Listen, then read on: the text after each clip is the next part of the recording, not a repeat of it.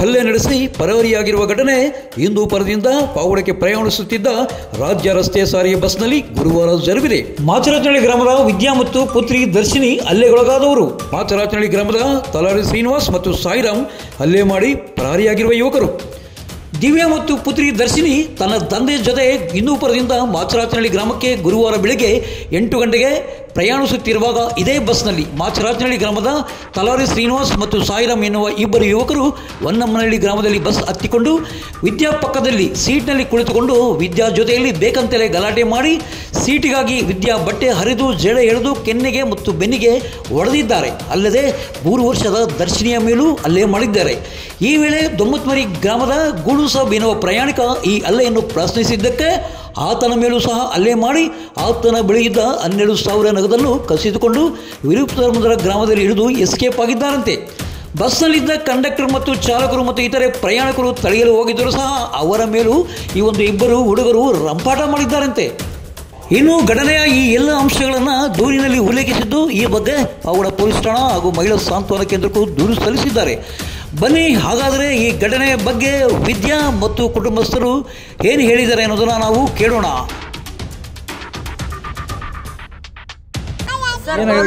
ಬರ್ತಿದ್ದೆ ಸರ್, ಬಂದು ಪಕ್ಕದಲ್ಲಿ ಮಗು ಇತ್ತು, ಜರ್ಕೋ ಅಂತ ಹೇಳಿ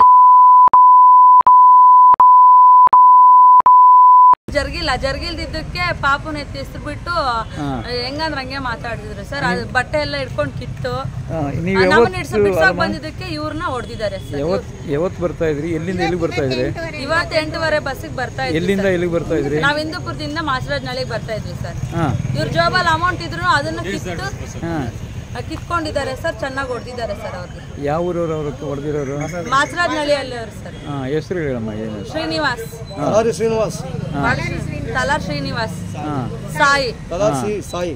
ಅವ್ರಿಗೂ ನಿಮ್ಮ ಮೊದಲು ಏನಾದ್ರು ಗಲಾಟೆ ಇತ್ತ? ಏನಾದ್ರು ಮೊದ್ಲೇನು ಗಲಾಟೆ ಇರ್ಲಿಲ್ಲ ಸರ್. ನಮ್ಗೂ ಅವ್ರಿಗೂ ಏನು ಇರ್ಲಿಲ್ಲ. ಮೊನ್ನೆ ಬಸ್ಸಲ್ಲಿ ನಮ್ಮ ಮಾಮನ್ ತಿಥಿ ಇದು ಮಣ್ಣು ಮಾಡ್ಬಿಟ್ಟು ಹೋಗ್ಬೇಕಾದ್ರೆ ಮೊನ್ನೆನೆ ನನ್ಗೆ ಬಸ್ಸಲ್ಲಿ ನೈಟಲ್ಲಿ ಯಾರು ಇರ್ಲಿಲ್ಲ, ನಮ್ಮ ಮನೆಯವರು ಇರ್ಲಿಲ್ಲ, ನಾನು ನನ್ನ ಮಕ್ಕಳು ಹೋಗ್ತಾ ಇದ್ವಿ. ಅವತ್ತು ಇವ್ರು ನಮ್ಮ ಜೊತೆಲಿ ಇದ್ರು, ಮಣ್ಣು ಮಾಡಕ್ ಬಂದಿದ್ರು. ನಮ್ಮ ಅಪ್ಪನೂ ಬಂದಿದ್ರು ಜೊತೆಯಲ್ಲಿ.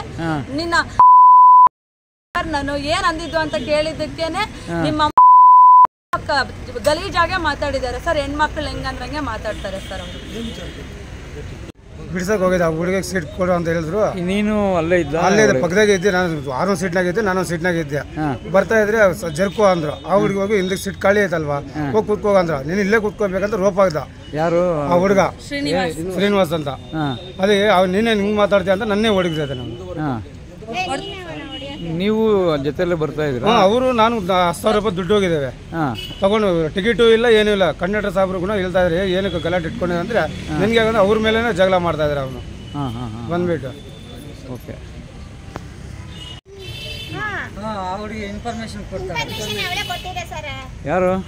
ಸೀನಾ ಅಂತ ಒಳಗೆ ಬಂದಿದ್ದಾನಲ್ಲ, ಇವ್ರು ಬಸ್ಸಲ್ಲಿ ಬರ್ತಾ ಇದಾರೆ ಅಂತ ಹೇಳಿ ಇನ್ಫಾರ್ಮೇಶನ್ ಕೊಟ್ಟಿರೋದು ಅವಳೆ ಹಿಂದೂಪುರದಲ್ಲಿ ಹತ್ಕೊಂಡು ಇಳಿದಿದ್ದಾರೆ.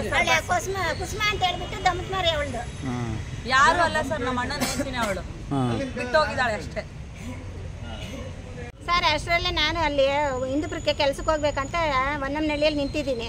ಏನು ಇಲ್ಲಿ ಗಲಾಟೆ ಆಗ್ತಾ ಇದೆ. ಬಸ್ ನಿಲ್ಸಿದ್ರೆ ಅಲ್ಲಿ ಯಾರೋ ಹೇಳಿದ್ರು, ನಿಮ್ಮ ಸೊಸೆ ಮೇಲೆ ಗಲಾಟೆ ಮಾಡ್ತಾವ್ರೆ ಅಂತೇಳಿ.